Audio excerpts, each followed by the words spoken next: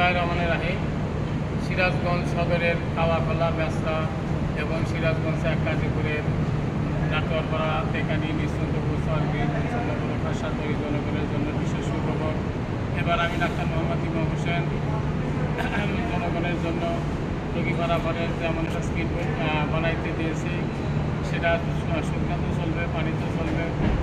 রোগী বাড়ির থেকে রোগী নিয়ে এসে পার করে দেওয়া যাবে এবং এই বোর্ডে বিলপত্র থাকবে, অক্সিজেন সিলিন্ডার থাকবে, স্যালাইন সেট লাগানোর ব্যবস্থা থাকবে। রোগী স্বাচ্ছন্দ্যে ভালোভাবে পারাপার হবে। এই মুহূর্তে আমি নারায়ণগঞ্জ যেখানে স্ক্রিন বোর্ড বানাই সেই পথে প্রতিলাই আছি।